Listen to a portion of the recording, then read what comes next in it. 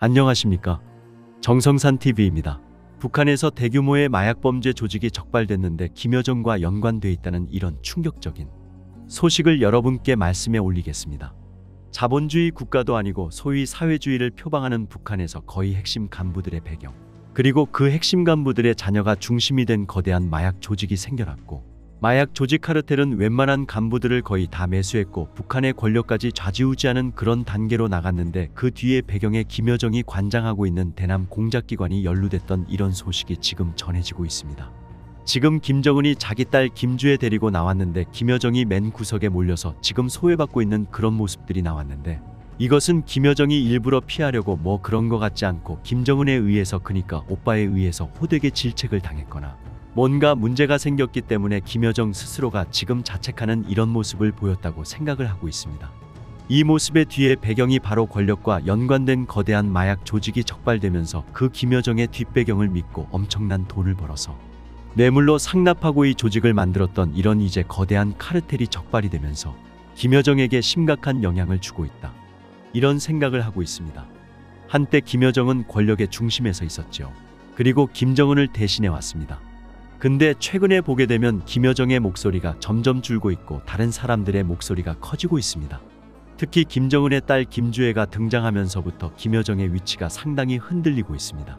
이런 와중에 대규모 마약 범죄 조직이 적발되고 여기에 김여정이 휘말려서 구설수에 오른다는 것은 내부의 권력 투쟁일 수도 있고, 실제 이런 사건이 발생하게 된 배경에는 대남 공작 기관이 끼울 수밖에 없기 때문에 김여정이 연관될 수밖에 없는 거죠. 그러니까 김여정이 지시 안 했지만 김여정의 뒷배를 믿고 그 밑에 있는 부하들이 마약 조직 카르텔에 연관돼 가지고 엄청난 범죄 행위를 했다고 저는 볼 수가 있습니다.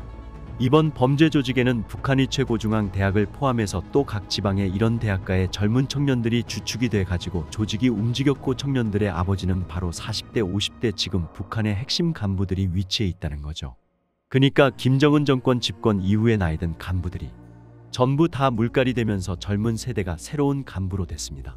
이런 뒷배경을 믿고 대학생들이 중심이 된 마약 조직이 발생했고, 마약 조직은 대남 공작 기관, 그러니까 자기 선배 후배 그리고 이제 좀 더 나가서 아버지가 소개해준 이런 요원들과 연계돼 가지고 마약을 해외로 팔고 돈을 벌고, 이런 이제 조직을 이제 움직였다는 겁니다. 북한의 마약 문제는 오늘 내일 문제가 아니죠.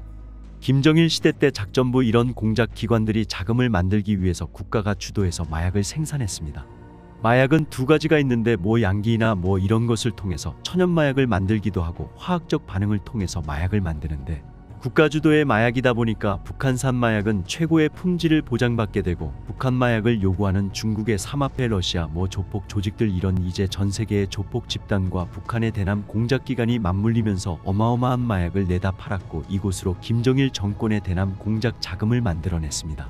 그런데 마약이 중국 대륙에 풀리면서 중국 정부가 엄청난 긴장을 했습니다. 중국 정부의 강력한 통제로 인해서 북중 국경을 통한 마약 유통이 엄청난 제지를 받았습니다. 자, 이것 때문에 마약이 해외로 나가는 게 많이 이제 제지가 당했습니다.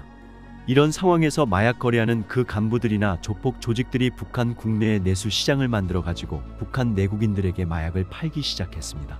현재 북한은 고등학생들이 생일 선물로 마약을 선물할 만큼 보편화돼 있고, 웬만한 간부들 치고 마약을 안 해본 사람이 없다. 그러니까 이른바 삥두라고 하는 마약인데 보편화된 상황이었습니다. 김정은 정권은 이제 북한 외부에서 특히 최근에 마약이 너무 많이나 되다 보니까 마약 때문에 국가가 망할 수 있다, 이런 김정은의 뭐 친필 지시가 내려왔습니다.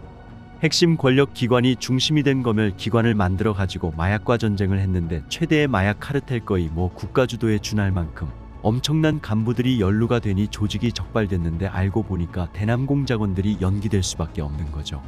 왜냐면 해외로 나갈 수 있는 사람들은 대남 공작을 할 수 있는 그런 부서다 보니까 국가보위성 대외 연락부 사회문화 교류국 통전부 외무성 해외와 연관된 이런 자들이 함께 끼어야 마약을 해외로 팔아서 그 돈을 국내로 들여올 수가 있지 않습니까? 그럼에도 불구하고 그 배후 세력이 누군지 발견되지 않았습니다.